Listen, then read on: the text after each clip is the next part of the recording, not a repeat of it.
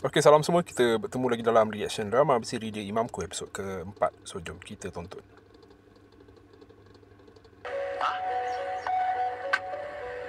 Buat apa kereta meja merah?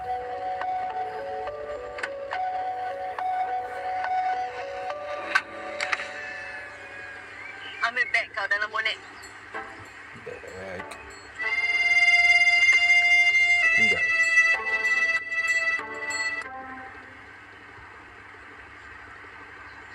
Waktu kerja kau dah habis. Kau boleh balik. Balik. Kau Okey, itu dia. Makin banyak scene adegan yang melibatkan Humairah dan Budin. Humairah ni sanggup tinggalkan Budin tepi jalan. Okey, so saya boleh agak Budin ni pembantu kepada Humairah lah. Tapi dia sebab tak suka kat Budin, sebab tengok macam sengketnya, selekehnya Budin ni. So macam dia macam tak nak dilihat bersama Budin setiap masa lah kot. Tengoklah penampilan Budin tu macam bila dengan Humairah tu macam apa?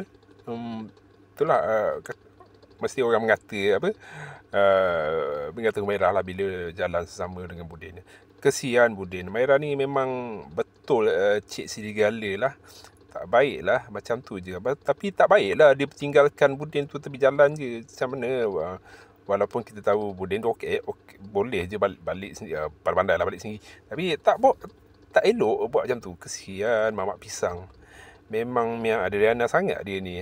Minah London ni segala ni boleh dia tinggal mamak pisang macam tu je. Semua menyatakan kekesianan mereka, kekasihanan mereka pada Budin melalui adegan ni. Melampau sangat.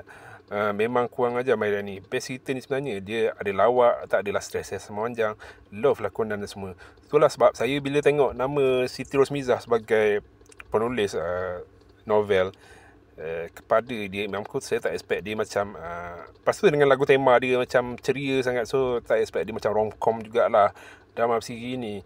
Sebab biasanya Siti Rosmizah ni bila tengok drama dia selalu down je, selalu macam sedih je, selalu macam wanita lemah je gitu.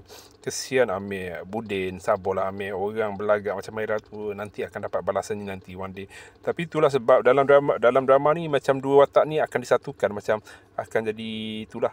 Korang suka ke Humairah ni dengan Budin? Sepatutnya Budin ni dapatlah orang yang lebih sesuai dengan diri dia, orang yang lebih menghargai diri dia tu. Tak kisah status dia, kerja dia ke apa ke. Baik budi maksudnya.